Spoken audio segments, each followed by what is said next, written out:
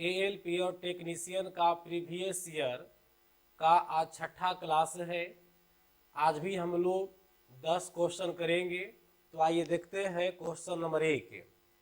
18 माइक्रोफैराडे, 16 माइक्रोफैराडे और 42 माइक्रोफैराडे और 74 माइक्रोफैराडे को जोड़ना है किस क्रम में? समानांतर क्रम में। तो पहले इसका हम लोग फार्मूला पर विचार करते हैं, समझ गए। देखिए, प्रतिरोध वाला में आप क्लास 10th में पढ़े होंगे श्रेणी क्रम के लिए।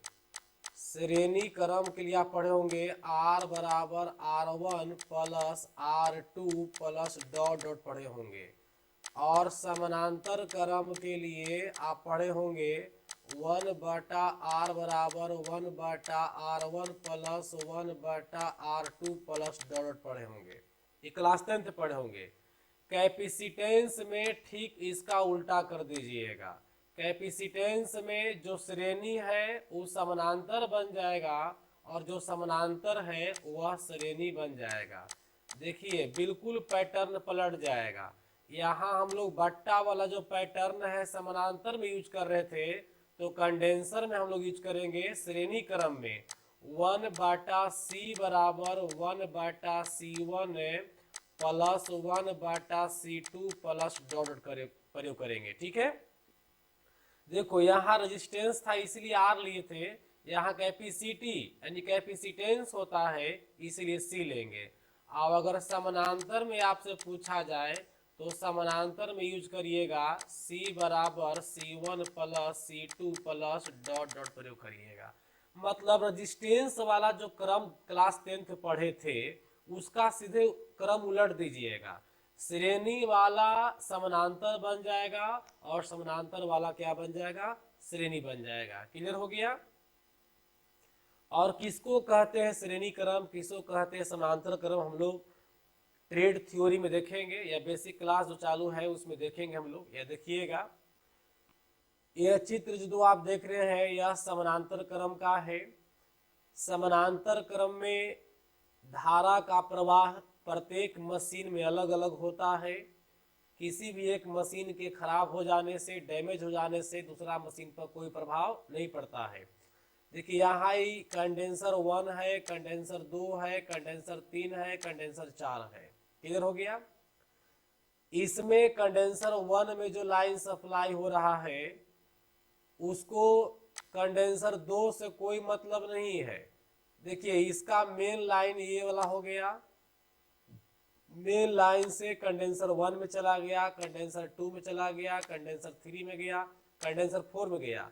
अगर कंडेंसर 1 को तोड़ फोड़ दे, नोच के हटा दे तो कंडेंसर 2 पर कोई प्रभाव नहीं पड़ेगा, यह काम करते रह जाएगा। यही है सबसे बड़ी पहचान समानांतर क्रम का।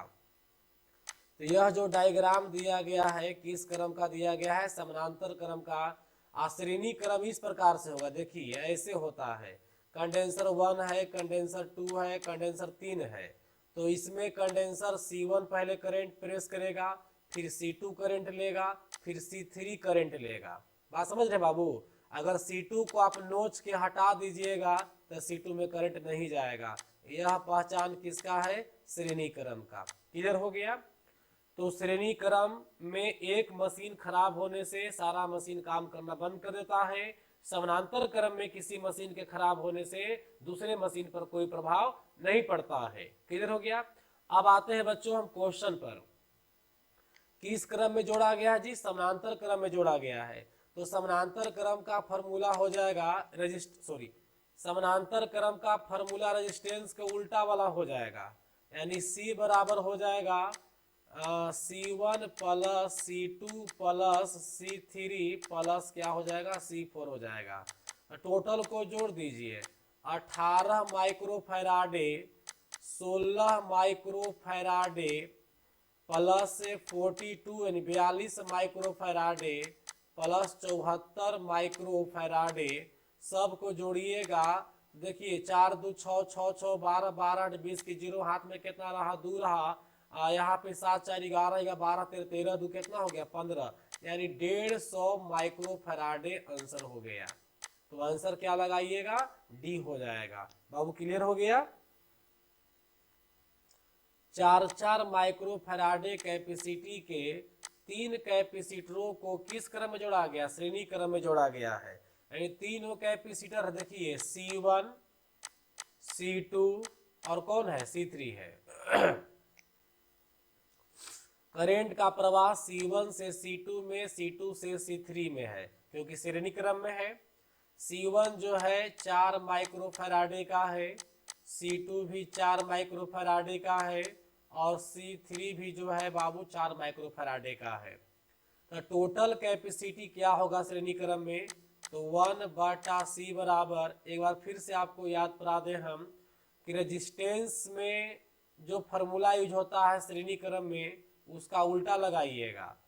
तो यहाँ बटा वाला यूज होगा, 1/C बराबर 1/4 प्लस 1/4 प्लस 1/4 हो जाएगा। एलसीएम 4 हो जाएगा बेटा, ऊपर हो जाएगा 1 प्लस 1 हो जाएगा, मतलब हो जाएगा 3/4। किसका मान आया? 3/4। 1/C का मान आया 3/4। तो इसीलिए C का मान उलट जाएगा, हो जाएगा 4/3 माइक्रो फैराडे। यानी आंसर क्या हो जाएगा? बिहार हो जाएगा। अब आते हैं क्वेश्चन नंबर 3। 2 फैराडे और 3 फैराडे के 2 कंडेंसर श्रेणी क्रम में जुड़े हुए हैं। क्लियर हो गया? मतलब 2 गो कंडेंसर है, एक देखिए C1 है और दूसरा क्या है? C2 है। ये दोनों किस क्रम में है जी? श्रेणी क्रम में है। और इसका मान हो गया 2 फैराडे और इसका मान हो गया 3 फैराडे। एक कंडेंसर और है 2 फैराडे का, तीसरा कंडेंसर समानांतर क्रम में जुड़ा हुआ है। तो देखिए अब ये दोनों हो गया और एक कंडेंसर और इस प्रकार से C3 कंडेंसर लगा हुआ है किस क्रम में? समानांतर क्रम में लगा हुआ है। इन दोनों का उस समानांतर क्रम में हो जाएगा। देख रहे हैं ना? इसका मान भी हो जाएगा कितना? 2 फैराडे हो जाएगा। तो सबसे पहले ये दोनों जो श्रेणी क्रम में है इसको पहले जोड़ लीजिए। तो श्रेणी क्रम का फॉर्मूला क्या होगा? ये दोनों को जब जोड़िएगा तो 1/C बराबर 1/2 जोड़ 1/3 बराबर एलसीएम 6, यहाँ 3 यहाँ 2, यानी कितना हो जाएगा बेटा? ये हो जाएगा 5/6। तो 1/C का मान आया 5/6। अगर C का मान पूछा जाए तो 6 क्या हो जाएगा? 5 फैराडे हो जाएगा। तो अब देखिए ये दोनों मिल करके एक बन गया जिसका मान कितना हो गया? 6/5 फैराडे। एक फिगर नीचे बना रहे, यहाँ बना रहे फिगर देखिए। अब ये पूरा C1 और C2 मिल के बन गया 6/5 फैराडे और हमारा नीचे वाला कंडेंसर है कितना? 2 फैराडे। और दोनों आपस में किस क्रम में लगा हुआ है? दोनों आपस में लगा हुआ है समानांतर क्रम में। तो समानांतर क्रम का फॉर्मूला श्रेणी वाला यूज करिएगा, रेजिस्टेंस का श्रेणी वाला पैटर्न आएगा। तो C बराबर हो जाएगा क्या? 6/5 जोड़ 2/1 करिएगा। एलसीएम कितना हो जाएगा जी? 5 हो जाएगा। ये हो जाएगा 6, यहाँ हो जाएगा 5 दूनी 10। तो पूरा कितना हो जाएगा बेटा? 16/5 फैराडे आंसर हो जाएगा। यानी कि आंसर कौन हो जाएगा? बिहार। अगर इस प्रकार से न्यूमेरिकल में अगर आपको दिक्कत हो तो कमेंट में करिएगा, कमेंट हम लोग देखते हैं और फिर अगले क्लास में अगले दिन आप लोग को हम समस्या को सोल्व करेंगे। और एक बात और बताना चाहेंगे, देखो कभी भी हम आप लोग से रिक्वेस्ट नहीं किए हैं कि मेरा चैनल सब्सक्राइब करिए, कभी भी आप वीडियो में नहीं सुने होंगे, लेकिन ये आपका फर्ज है। आप जब हमारे वीडियो से लाभ ले रहे हैं तो आप लोग का सब्सक्राइब करना भी फर्ज है। आप सब्सक्राइब करिए या नहीं करिए, आप सब्सक्राइब नहीं भी करेंगे तो आप वीडियो देख ही लेंगे, आप लाभ उठा लिए, लेकिन हमको लाभ नहीं मिला। हमको लाभ मिलेगा तब जो आप मेरा चैनल सब्सक्राइब करिए, शेयर कीजिए, लाइक कीजिएगा, तब लाभ मिलेगा हमको। अच्छा, शेयर करने से या लाइक करने से या चैनल सब्सक्राइब करने से पैसा नहीं लगता है बच्चों लोग को। तो जब पैसा नहीं लग रहा है तो फिर सब्सक्राइब कर दीजिए ताकि आपको लाभ मिला तो हमको भी लाभ मिल सके, दोनों को लाभ उठाइए।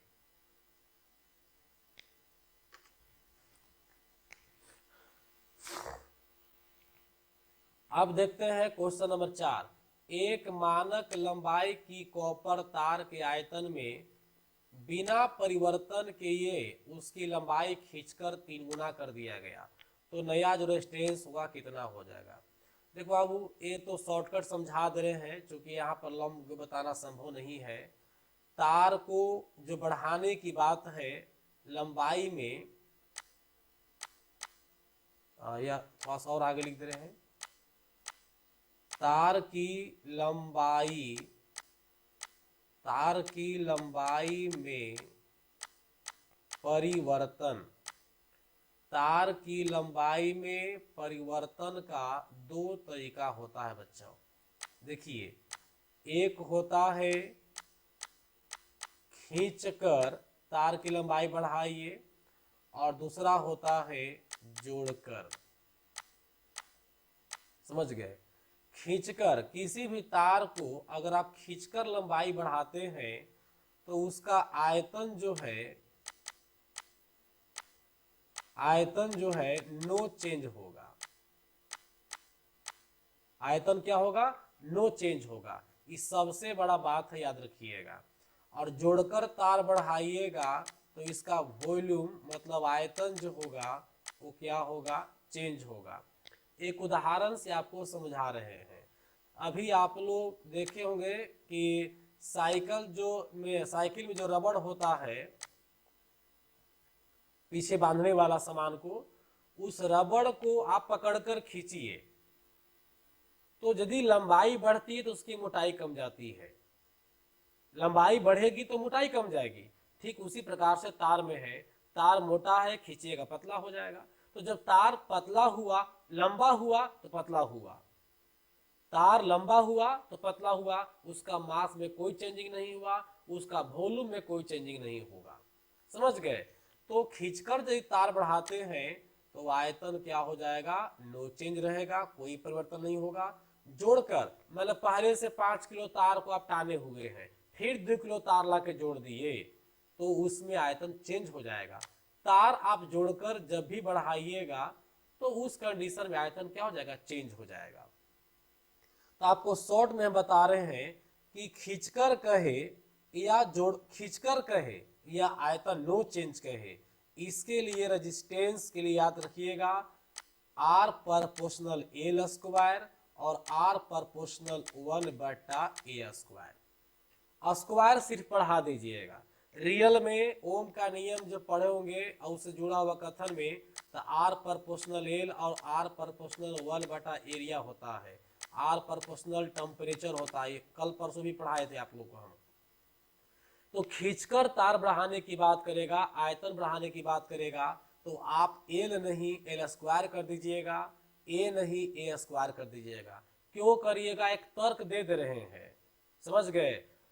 तार जब खींचिएगा तो रेजिस्टेंस बढ़ने का 2 कारण, एक तो तार लंबा हुआ रेजिस्टेंस बढ़ा दिया, दूसरा तार पतला हुआ तो रेजिस्टेंस बढ़ जाएगा। तो तार लंबा भी हो रहा है और तार पतला भी हो रहा है, 2 फैक्ट्स काम कर रहा है। इसीलिए यहाँ पर स्क्वायर दे दीजिएगा, पावर 2 दे दीजिएगा। किधर हो गया? आयतन जोड़कर कहेगा तो R प्रोपोर्शनल L और R प्रोपोर्शनल 1/A नॉर्मल एकदम रखिएगा।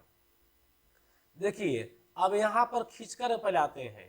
तार की लंबाई दुगुना कर दिया जाए तो प्रतिरोध चौगुना हो जाएगा, तार की लंबाई तिगुना कर दिया जाए तो प्रतिरोध 9 गुना हो जाएगा, लंबाई चौगुना कर दिया जाए तो प्रतिरोध 16 गुना हो जाएगा। हमेशा स्क्वायर होगा।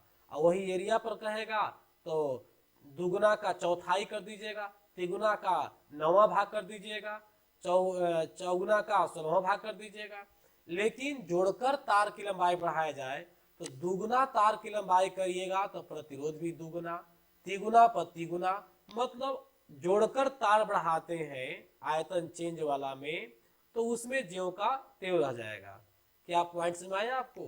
देखिए, तो क्या कर रहा है कि उसकी लंबाई खींचकर 3 गुना कर दी गई है और आयतन चेंज नहीं किया गया है।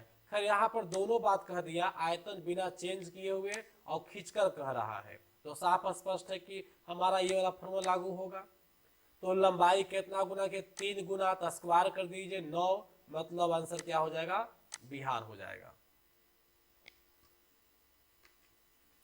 अब देखते हैं क्वेश्चन नंबर 5। किरचॉफ के दूसरे नियम के अनुसार, किरचॉफ का दूसरे नियम का देखिए, किरचॉफ महोदय ने 2 नियम दिए थे।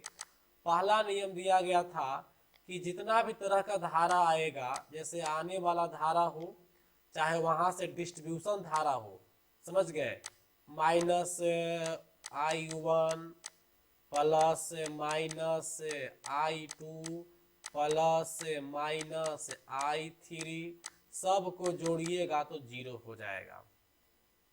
ये धारा प्लस और माइनस का चक्कर क्या है समझिए। जैसे मान लो कि ई एक मेन पॉइंट है, इस पर इस प्रकार से धारा 10 एम्पियर आ रही है, ठीक है, तो आने वाले को आप प्लस लीजिएगा, आ रही है प्लस लीजिएगा, और यहाँ से करंट चला गया 2 एम्पियर एक इंस्ट्रूमेंट में, दूसरे इंस्ट्रूमेंट में चल गया 3 एम्पियर, चौथे इंस्ट्रूमेंट तीसरे इंस्ट्रूमेंट में फिर चला गया यहाँ पर मान लो 4 एम्पियर, तो कितना हो गया, 4 3 7 और 2 9, अब आपके पास 1 एम्पियर हो, यहाँ रह जाएगा 1 एम्पियर। बात समझ गए। तो देखिए जोड़िए, ये 10 है ना, 10 हो गया आने वाला, और इधर पूरा निगेटिव ले लेंगे, घटने वाला है, देखिए घटने वाला कितना हो गया, 1 4 5 3 8 2 10 बराबर कितना हो गया, 0 हो गया। मतलब ये हुआ कि जितना धारा आएगा किसी पॉइंट पर उतना ही धारा निकलेगा उस पॉइंट से। यही है किरचॉफ का पहला नियम। दूसरा नियम से ठीक उसी प्रकार से है कि टोटल जो इलेक्ट्रोमोटिव फोर्स होगा, जितना भी इलेक्ट्रोमोटिव फोर्स है डिस्ट्रीब्यूशन के जोड़ के क्या होगा, जैसे मान लो E1 हो गया -E1 है ना, फिर यहाँ पर चलते हैं +-E2, तो सब को जोड़िएगा तो ये भी क्या हो जाएगा, 0 हो जाएगा। तो इसमें जो होता है माइनस वाले को ड्रॉप वोल्टेज बोलते हैं, माइनस वाले को ड्रॉप वोल्टेज बोलते हैं, मतलब ड्रॉप वोल्टेज का मतलब हो गया -V, ड्रॉप वोल्टेज का मतलब हो गया -V। क्लियर हो गया। और ई जो ईएमएफ हो गया वो प्लस हो गया आपका, तो ये दोनों का जोड़ ड्रॉप वाले को और जो आ रहा है उसको जोड़ेंगे तो 0 हो जाता है। देखिए तो पहला दे रहा है ईएमएफ गणितीय जोग 0 होगा, नहीं, ईएमएफ तो केवल ये वाला हो गया, पार्टिकुलर सबका अलग अलग हो गया। बी में वोल्टेज ड्रॉप का गणितीय जोग 0 होगा, नहीं, जितना ड्रॉप वोल्टेज होगा पूरा वो ईएमएफ के बराबर होगा। मतलब ड्रॉप वोल्टेज बराबर होता है ईएमएफ, याद रखिएगा, ड्रॉप वोल्टेज और क्या होता है, ईएमएफ। तो इसको एक इधर ले जाइएगा, ड्रॉप वोल्टेज का मतलब -V हो गया, तो इसको इस तरफ ले जाएंगे तो ये हो जाएगा ड्रॉप वोल्टेज हो जाएगा, ये वाला हो जाएगा, इधर क्या बच जाएगा, 0 बच जाएगा नेक्स्ट साइड में। तो इसी प्रकार से याद रखिएगा कि आंसर सी हो जाएगा, वोल्टेज ड्रॉप का गणितीय जोग और ईएमएफ का गणितीय जोग हमेशा क्या होगा, 0 होगा। मतलब जितना भी वोल्टेज ड्रॉप किया वो वाला और जितना इसका रियल वोल्टेज है वो वाला, दोनों को जोड़ देंगे तो क्या हो जाएगा, 0 हो जाएगा। क्लियर हो गया। अब करते हैं क्वेश्चन नंबर 6। करंट की उपस्थिति का ज्ञान किसे होगा। देखो मान लो कोई भी वायर में करंट है कि नहीं है, वो जानकारी कैसे प्राप्त होगा, चमकने से नहीं, करंट कभी वायर में चमकती नहीं है। उत्पन्न प्रभाव से हाँ हो सकता है, कोई भी वायर में करंट बहेगा ना तो अपने आसपास में प्रभाव उत्पन्न करेगा, जैसे हीटिंग इफेक्ट्स है, मैग्नेटिक इफेक्ट्स है, मतलब उष्मीय प्रभाव, चुंबकीय प्रभाव। किसी भी वायर से अगर लाइन जा रहा है तो वह तार थोड़ा बहुत जरूर गर्म होगा रेजिस्टेंस के कारण। कोई भी वायर लाइन बहने पर गर्म होता है रेजिस्टेंस के कारण, समझ गए।